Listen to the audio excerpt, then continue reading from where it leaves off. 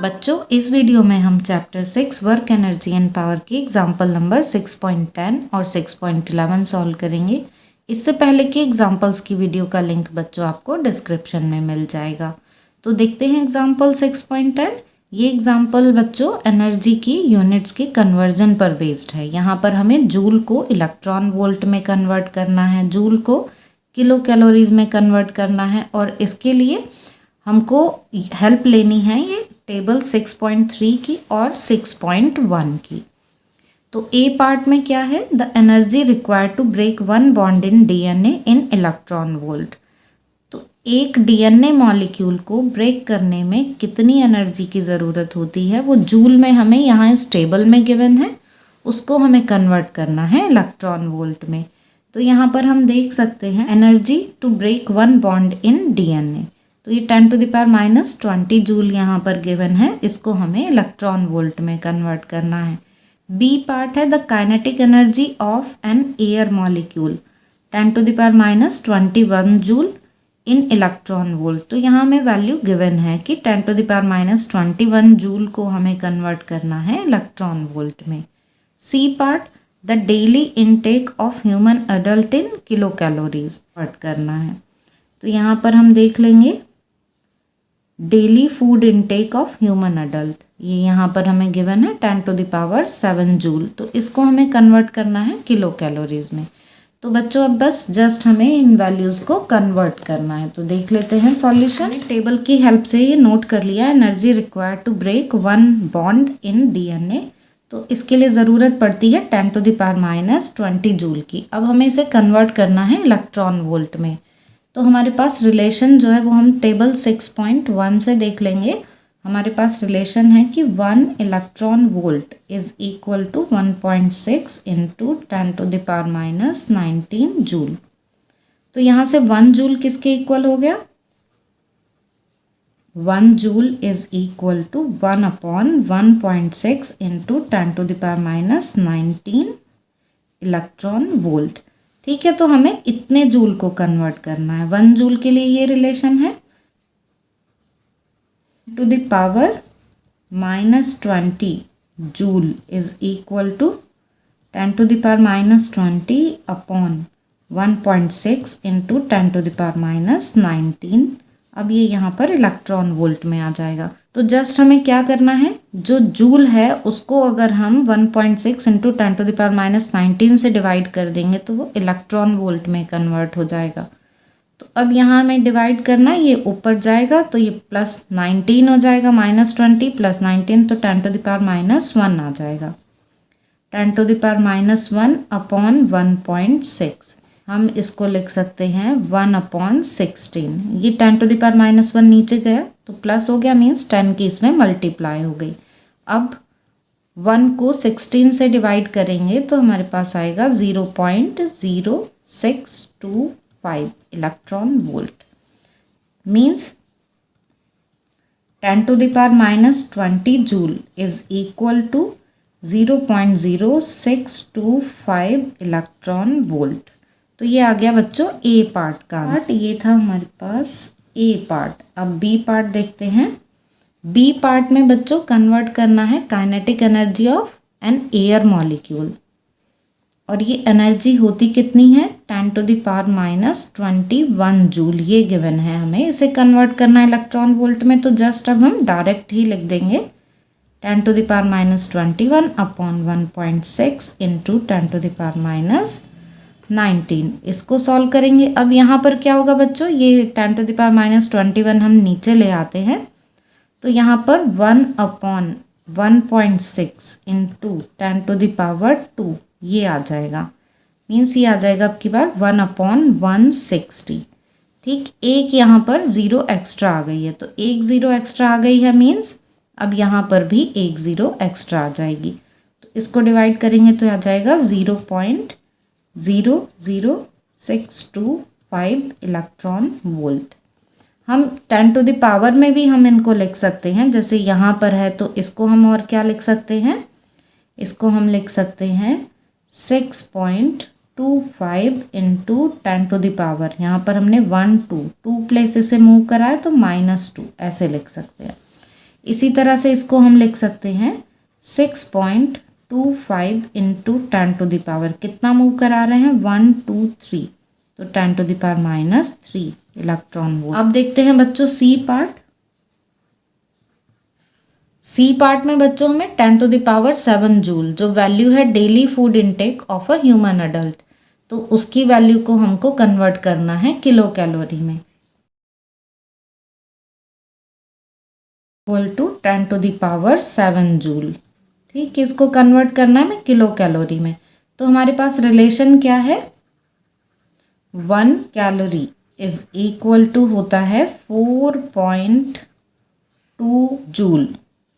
ठीक है, एक्चुअल में ये वैल्यू होती है 1 calorie is equal to 4.186 joule, लेकिन हम इसको थोड़ा राउंड ऑफ करके 4.2 तक ले लेते हैं, 4.2 जूल तक। ठीक है, तो अब यहाँ पर 1 जूल की वैल्यू क्या आएगी, 4.2 से डिवाइड कर देंगे।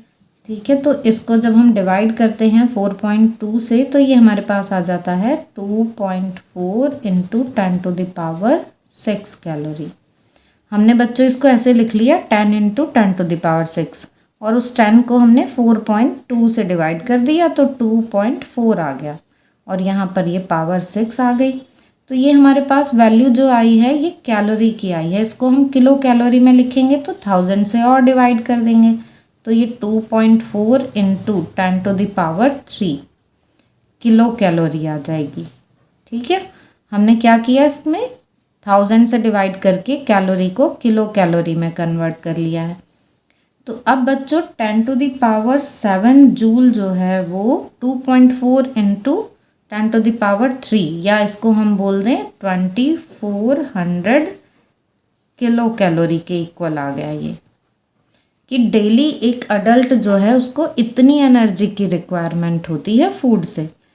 बच्चों यहाँ एग्जाम्पल के लास्ट में ये मेंशन है कि कुछ न्यूज़पेपर और मैगजीन्स वगैरह जो हैं वो डेली फूड इनटेक की जो वैल्यू हमारे पास कैलोरी में आई है उसको ये किलो कैलोरी में ना लिख के सिर्फ कैलोरी में लिख देती हैं कि 2400 कैलोरीज की इतनी की ज़रूरत होती है। तो अगर कोई अपने आप को रिस्ट्रिक्ट कर ले कि उसको डेली 2400 कैलोरीज लेनी है, किलो कैलोरी नहीं कैलोरीज लेनी है, तो वो बहुत ही कम वैल्यू होगी एनर्जी की, और वो उससे भूखे रहने लगेगा, और धीरे धीरे हो सकता है वो कि मृत्यु को प्राप्त हो जाए। ठीक है, ऐसा ये यहाँ बुक में लास्ट में मेंशन है। ठीक है, तो बच्चों आपको ये एग्जाम्पल समझ में आ गया होगा। अब हम नेक्स्ट एग्जाम्पल देखते हैं, example 6.11। An elevator can carry a maximum load of 1800 kilogram. Elevator plus passengers is moving up with a constant speed of 2 meter per second. बच्चों एक लिफ्ट है या एलिवेटर मीन्स लिफ्ट, वो मैक्सिमम लोड ऑफ 1800 किलोग्राम का, जिसमें elevator plus passenger दोनों के जो लोड है दोनों का मास इंक्लूडेड है, is moving up with constant speed. ठीक है, और ये कांस्टेंट स्पीड कितनी है 2 मीटर पर सेकेंड की। The frictional force opposing the motion is 4000 Newton. Opposite direction में एक फ्रिक्शन फोर्स लग रही है 4000 न्यूटन की। क्या डिटरमाइन करना है, the minimum power delivered by the motor to the elevator in watts as well as in horse power. हमको यहाँ पर मोटर की पावर जो है वो कैलकुलेट करनी है, और ये हमको वॉट्स में भी कैलकुलेट करनी है और हॉर्स पावर में भी। हॉर्स पावर भी बच्चों ये पावर की ही यूनिट है ना, तो हमको पावर जो है वो वॉट और हॉर्स पावर दोनों में कैलकुलेट करनी है। तो देखते हैं इसका सॉल्यूशन। बच्चों ये मान लेते हैं हम कि जैसे ये है एलिवेटर और ये ऊपर की डायरेक्शन में जा रहा है कांस्टेंट वेलोसिटी से 2 मीटर पर सेकेंड की, और इसका जो वेट है वो डाउनवर्ड डायरेक्शन में काम करेगा। तो वेट हमको यहाँ पर गिवन है ये mg कंबाइंड की, एलिवेटर प्लस पैसेंजर्स दोनों का वेट हम यहाँ पर mg ले लेते हैं। अब जो फ्रिक्शन फोर्स है बच्चों वो भी मोशन को अपोज करता है, और मोशन किधर है अपवर्ड डायरेक्शन में, तो फ्रिक्शन फोर्स किधर होगा डाउनवर्ड डायरेक्शन में। तो हम मान लेते हैं कि ये Fr जो है ये फ्रिक्शन फोर्स है। तो अब ये mg प्लस Fr ये हमारे पास टोटल फोर्स आ गई डाउनवर्ड डायरेक्शन में। तो इसको ही नोट कर लेते हैं हम। डाउनवर्ड फोर्स हम मान लेते हैं कि ये टोटल फोर्स है F, तो ये F किसके इक्वल होगी, mg प्लस एफ आर के इक्वल। और यहाँ पर हमें मास गिवन है बच्चों, ये टोटल 1800, जी की वैल्यू हम यहाँ पर 10 ले लेते हैं, और फ्रिक्शन फोर्स ये हमें गिवन है 4000। ठीक है, यहाँ लिख देते हैं हम g is equal to 10 metre per second square, ऐसे लिया है हमने। अब इनकी मल्टीप्लाई करके हम ऐड कर दे रहे हैं, तो यहाँ पर ये 18,000 हो गया, ये 4,000, तो इस तरह से ये आ गया 22,000। तो जो फोर्स है हमारे पास F नेट फोर्स, उसकी वैल्यू आ गई 22,000 न्यूटन। पावर कैलकुलेट करनी है हमें, तो पावर का फॉर्मूला हमारे पास P is equal to F V ये होता है।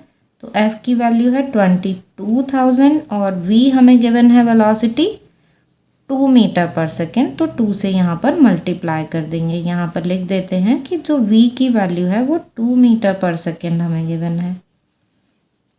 अब इनकी मल्टीप्लाई कर दी, ये आ गया 44,000 वॉट में आ गई। ठीक है, ये SI यूनिट होती है इसकी। तो पावर यहाँ तो हमारे पास ये वॉट में आ गई है, इसको हमें कन्वर्ट करना है HP में, हॉर्स पावर में। तो 1 HP is equal to 746 watt. तो अब इसलिए ये जो पावर है इसको हम वॉट में कैलकुलेट करेंगे, तो 44,000 अपॉन 746 इससे डिवाइड कर देंगे, तो ये आएगा 58.98, जिसको हम क्या लिख सकते हैं, नियरली इक्वल टू 59 HP। तो ये पावर हमारे पास यहाँ हॉर्स पावर में आ गई। तो मोटर की इतनी पावर है। ठीक है, तो काफ़ी सिंपल क्वेश्चन है बच्चों, आपको इजीली ये क्लियर हो गया होगा। फिर भी इन दोनों एग्जाम्पल से रिलेटेड आपके कोई डाउट्स हो तो आप कमेंट सेक्शन में पूछ सकते हैं।